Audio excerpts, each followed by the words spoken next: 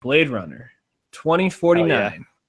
The Ryan Gosling starring, Harrison Ford supporting role / still being a fucking G. Uh, Denny Villeneuve just fucking killing it. I mean, this movie though only grossed 81 million worldwide after a budget of 150 to 180. It has an 80% on Rotten Tomatoes, 88% on Rotten Tomatoes, I should Yep. say. I mean, A- cinema score. People liked it when they saw it. where did this movie go wrong? Why did people not want to come see a movie that critics are saying is one of the best movies of the year? So I think I got a lot of answers. So Ryan Gosling and Harrison Ford aren't really draws on their own anymore.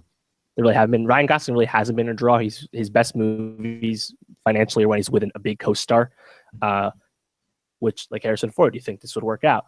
But if we look at the audience statistics for this opening weekend, 71% male. That's bad. 63% over the age of 35. So I think this movie had a major marketing problem. Part of that is that it was 2 hours and 43 minutes long, so you can't make showings a day per theater, but also that turns some people off regardless. But the marketing itself was almost trying to sell it as an action movie, which clearly isn't. For everyone who watched it itself, the original came out in 1982, and that got demolished at the box office by E.T. in its third week. So the first one wasn't a huge hit, and this is like hard sci-fi. And if we look at the box office, Valerian this year, which was just crazy out there sci-fi, did nothing. And especially over here, and even movies like Star Trek Beyond last year underperformed. And if there's any negative press about a sci-fi movie, it'll bomb, like John Carter, Jupiter Ascending. So I think sci-fi, it's tough to sell it to people, and especially something like this, which is a much more thoughtful movie, and the marketing doesn't tell you what it's about. You're supposed to just want to see it already, and they're trying to sell you on people that already saw Blade Runner. So I just think ultimately that this movie was budgeted as a blockbuster, which I'm great because I love the movie, but I don't think you ever could sell it as one. The box office really shows that. And 31, they were thinking it was going to make 45 to 55. They thought this would make Martian money, and it didn't. So that's disappointing, but I'm hoping it has decent legs like Arrival did for Villeneuve last year.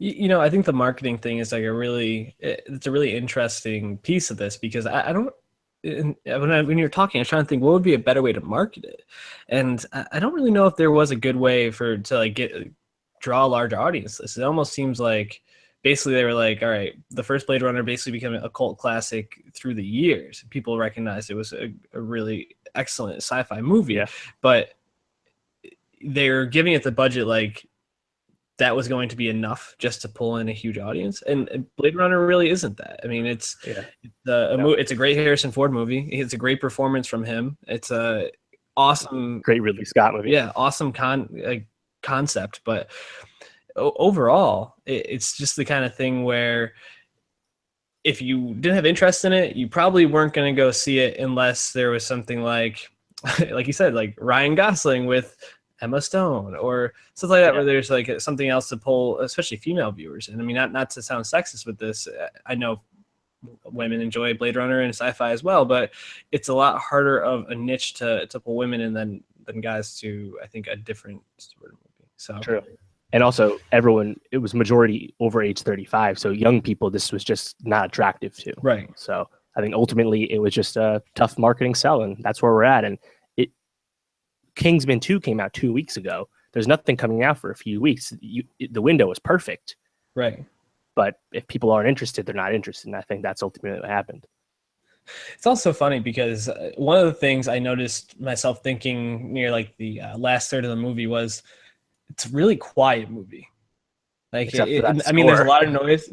Well, yeah, the score is like almost like unsettling, but like in terms of dialogue, in terms of like things you could put in a trailer to talk about, like even the scene, to kind of move into spoilers a bit, when Harrison Ford and Ryan Gosling talk, which you do see in the trailer, so it's not that much of a spoiler.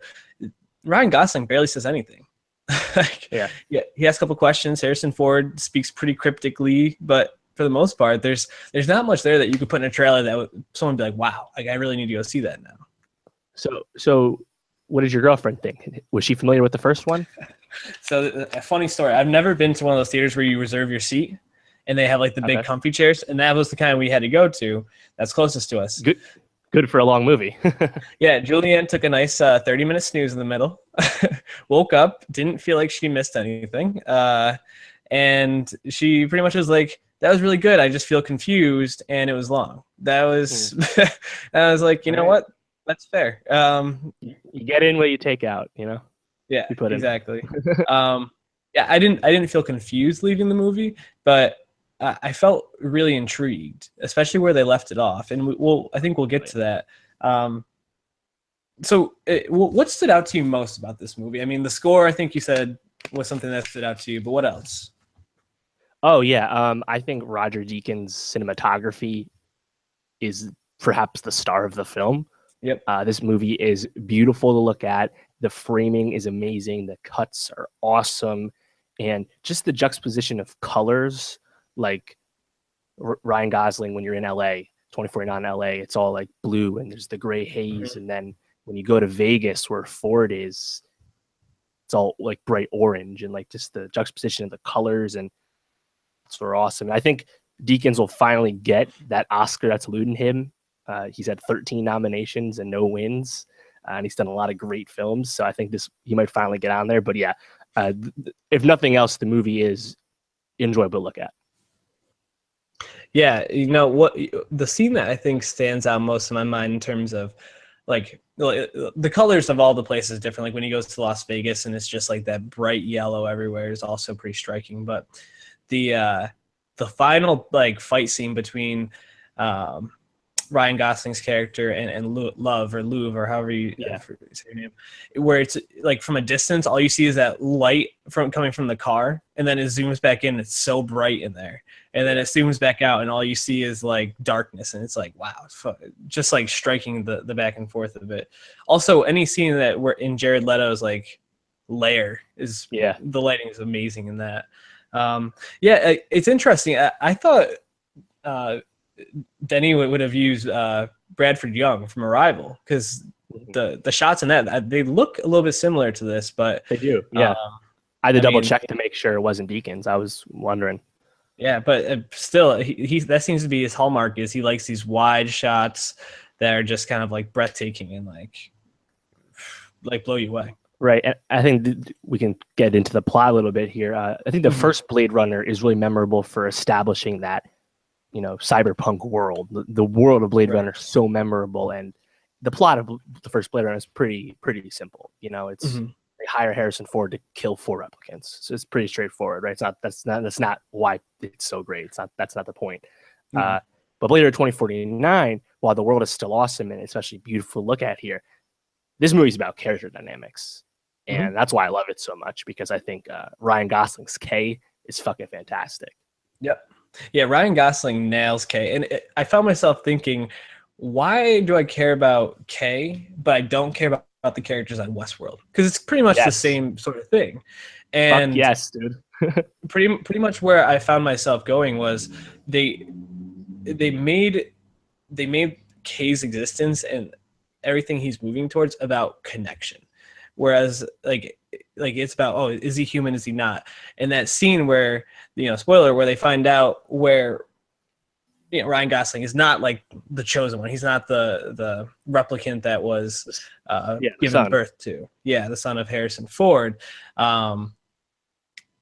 It's so heartbreaking, just in like terms of how he, like, you see his face basically just like fall, and that woman's like, oh honey, you thought you were, well, we all did. Like that's what we're all going through, but we're fighting towards something bigger. Like we have something bigger to move towards. That's what I think makes it so much more meaningful than Westworld, which is just basically like, this is fun, and I guess robots could have souls, maybe? You know, dude, exactly. And when I was making my notes today, I started thinking about Westworld, and I was like, first of all, fuck all you Westworld fans that didn't go see this movie. Watch something smart. Right. Second, if this movie was like Westworld, Gosling would have been the son. that army of replicants would have actually had the war happen. Yeah. And Gosling would have went and killed Jared Leto at the end. Yeah. All those predictable things would have happened, but they fucking didn't. And that's Mhm. why this movie's so awesome, because it takes the easy expectations and flips them around. Yeah. And this movie's such a marvel because it's a sequel to a 1982 cult classic, and it fucking worked. Only a few years ago, Prometheus came out, and that didn't totally work. I still like Prometheus, but it's not a gem like this movie is, you know? So, I mean, kudos to Denis Villeneuve. But yeah, so how did you... Some people say that the movie tails off a little bit once Harrison Ford shows up. Because, again, he's really only in the last, third of the movie? Right. Yeah, definitely the last third, I think. I thought that was one of the things. I thought the pacing at times slowed down. I don't think that this was a movie, though, that was concerned about that. This was more about putting you in a world, and it wasn't about like driving the plot. It wasn't like Baby Driver where you're trying to just do like boom, boom, boom, boom, boom, let's go. It was more like, we're gonna immerse you in this. You're gonna sit with this character. You're gonna watch his journey from being a robot to maybe not being a robot to finding out he's not, but still making sense of what it means for him to be alive. Like there's a lot in this to sit with. Yeah, I mean the arc. He knows he's a replicant, obviously. And I think the movie is smart for telling you right away that Gosling is a replicant. I thought that was really well done. There's no secret there, but he knows his memories are fake, and then he gets led on to think, oh, maybe they aren't actually fake. And then when he actually finds out that they are, and indeed as fake as he thought they were originally, heartbreaking to watch. But and yeah, exactly, it's devastating. And the supporting cast of this movie too is really strong. Like Robin Wright as his like cop boss was great. They had great chemistry.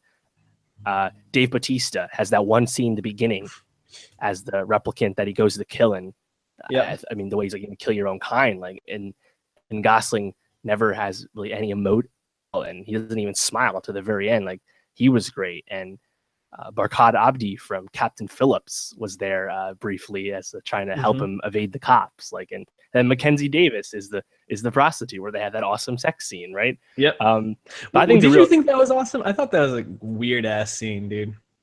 It is jarring, but the reason I liked it is I think Ana de Armas, she plays Joy. She plays his AI girlfriend. She's from War Dogs, dude. She's like she's a Cuban actress. That's like her first movie that any of us would know about, and I think she's the breakout because that role didn't have to be that lively. No, she brought the humanity to the whole movie. Because if her and Gosling didn't have like a good connection, and she wasn't as charming and as like moving as she was as his like wife or partner, whatever that robot would be, you don't care about Gosling being a robot. You basically say, well, this is like another like mystery that he's just trying to figure out. The movie becomes about his humanity when you see how much he actually connects with this I don't know AI. Right, and then right before she dies, she says, "I love you," and that's cliche, but it's supposed to be cliche because that's what she's supposed to say because she's an AI and she's supposed to tell him what he wants to hear. Right. I thought it was handled really well, and so she's the breakout character for me. But yeah, I think Gosling did a lot because, again, he's not emotional in most of this movie, but he really carries it. Yeah, in the times he does show emotion, it's like you really are, you really feel it. Like when he meets up with what's her name, the girl who actually is the daughter of Harrison Ford. The girl making the memories. I forgot her name. Yeah. When you go to meet with her, and she's like, this memory is real, and she recognizes it's hers, but he thinks he's talking about it being his, and he just like gets up and like hits everything, and it's just like so like visceral. It's fucking awesome.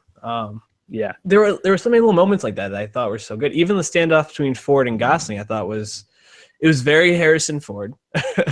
Like just beating the shit out of people, and then we can either keep doing this or we can have a drink. Like. Yeah, but I was happy that Harrison Ford didn't phone it in. We know what a phoned in Ford looks like and sounds like at this point. This wasn't that. And even though he wasn't in the movie a ton, I still think he really, he brought it. And there's so many like little moments. One of it is when he pours the whiskey on the ground for his dog. And then Gosling asks if the dog is real. And he's like, ask him. Yeah. Of that. Also, And when him and Leto have the standoff, and he makes a replicant of Rachel, and she walks up to him, and he yep. goes, "Her eyes are green," and just like walks away. It's such like a perfectly delivered like Yeah. forward line, and but the way he like acts like he's like so moved by it, but then he like flips there, and he's like, "Nope, you almost had me, but I know what's real. Like you can't replicate Yeah. that feeling." And I will say that did not even cross my mind when I was watching it, but I saw some comments about it. So bringing back Rachel from the original, obviously they did some CGI to make her look young, like from the 80s. Mm-hmm. And I think maybe it's because she's playing a replicant, but there was no uncanny valley for me. I didn't think it looked weird at No, all. it was way better than how they did Rogue Carrie One. Fisher and Rogue One. Yeah. Yeah, exactly. I mean, there was one moment when Gosling's getting to Vegas, you know, the irradiated desert, abandoned Las Vegas, and he just had like he's been thinking about his humanity this whole time, and then he puts his hand in that thing of bumble or honeybees, Yeah, and then he pulls it back out. His hand's covered in bees, and you're like, oh yeah, this guy's a replicant. Like, don't forget, right. man. I love so much about this movie, and even the callback to Gaff, his Deckard's partner from the original. That Gosling goes sees him in the old folks' home, and what's he do when he's telling him some information? He makes a fucking origami unicorn, which is just a shout out to the original movie. Yep. Is Deckard a replicant? Is he not?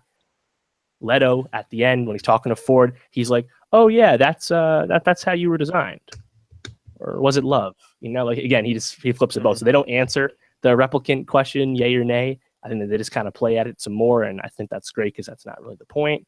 No, I do think it's cool that they set it up for a female to be leading it moving forward, because obviously it's going to become about this revolution led by or using his daughter as like the, I don't know, the spark or the guiding light in a way. Do you think they make a sequel? I do not.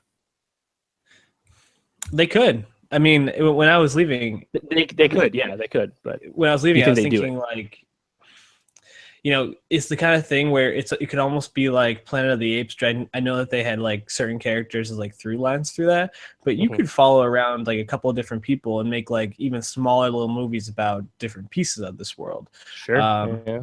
You can make a movie about the daughter. You can make a movie about like the people of the revolution, like the leader there, the female leader. There's a lot of different through lines. I don't know if they will though, but I think if they had had a better response, they would have felt more compelled to do something. But I think with the lackluster box office, it almost like solidifies that they're just going to let it be. Yeah. I don't know. I never thought they were trying to make it a franchise. This wasn't like Alien, in my opinion. But you know, shout out Philip K. Dick. He's the author. He passed away before Blade Runner came out, but his work's everywhere now. Total Recall, Minority Report, Man the High Castle. Blade Runner is based off of his book, Do Androids Dream of Electric Sleep? Creative ass dude. His IP is cooking right now. Yeah. What about our boy Dilly though? Denny. Yeah. So funny you asked that. This was in my notes to bring up on the pod at some point, but then this movie came out, perfect timing. So Denny from the end of September, Deadline dropped a report that he's in talks with Sony to direct a Cleopatra film selling Stacy Schiff biography, and they already have a script, so that seems like that's gonna. And he would work on Cleopatra while he's directing Dune for Legendary. I didn't know he was doing Cleopatra are his next two movies.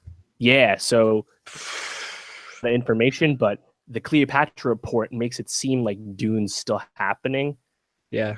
If anyone knows anything about Dune, it's this, you know, legendary sci-fi novel, but it's been impossible to adapt. It's almost like a Watchmen if Watchmen never had a movie. So throwing his name out for a Bond movie, a 007 film, but it sounds like his next 6 years are already taken. If there's anybody that I think could do Dune justice, it would probably be him. I mean, after seeing how beautiful Arrival was, and then this movie, which was, you know, more dystopian than obviously Arrival, and even I think more dystopian than Dune would be, because it's a much brighter movie, you know, like just in terms of like the setting.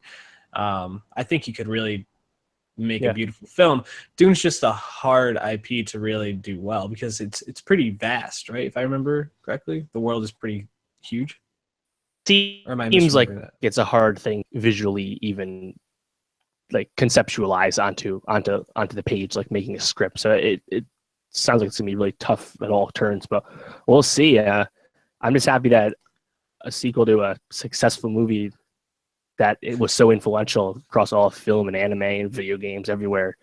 Cleopatra makes me nervous though. Yeah. Like, because I feel Yeah. like when people move towards like Egypt and like that time period, that's like either boom or bust. Well, I mean, they got a script already, so it sounds like they've been working on it, trying to make it work. Angelina Jolie's name was thrown around for a while, so I could definitely see it, Huge. even though she's not Yeah. Egyptian. So we'll see how that goes. So do you have an opinion on which Blade Runner, the original film, which cut you like? There's 8 different cuts technically, but everyone usually sides in the original theatrical cut from '82 or the 2007 final cut that Ridley Scott made as his definitive version. I think I've only seen the original, but I don't have an opinion on this. What about yourself? Yeah, so the I think the final cut's only like a minute longer, so it's not about just adding deleted scenes. What the main difference is that if you watch the original, in between scenes and during like scene transitions, Harrison Ford, there's a voiceover that was added. He's basically explaining what has been happening on the movie. The final cut eliminates all of that, so it's much more atmospheric, and it kind of treats the viewer, I think, a smarter way. So final cut, but you got to credit the theatrical cut for being which was so popular for so long. But I actually do think if you take the voiceover away, it's kind of a more atmospheric film. But I can see either side. You know, before we close down our discussion on this, we didn't really talk about Leto very much. What were your thoughts around him? Well, he's only in like 2 scenes, so he doesn't make that big of an impact. I mean, it seems like people have kind of been, blah on him, but I thought for what his character was supposed to do, it was fine. Yeah, he was a little nebulous. He was kind of villain 101. I got grand plans, blah, blah, blah. And then I thought when he told Ford, I have everything I need to get what I need from you off world, I was like, yeah, this huge ass pyramid, and you have shit off world you need? Come on, dog. But I thought it was fine. Jared Leto, like some people do. Again, he's a Academy Award winner, and he might be playing Hugh Hefner in a movie. So, oh my god, that'd be crazy. Yeah, I mean, he's in 2 scenes. He's really not even worth critiquing if you have quips, you know. I thought he was actually really good in the scenes he was in. Yeah. And especially because the last movie I saw him in, I think most people saw him in, was Suicide Squad. Just seeing him get back to just being his like normal weird Jared Leto instead of just like totally lost it Jared Leto. Yeah, he's nice. Yeah, agreed. So in review, if you've sat through our spoiler discussion of Blade Runner 2049, but you haven't seen it, go see it. It's really great. Yeah, definitely check it out.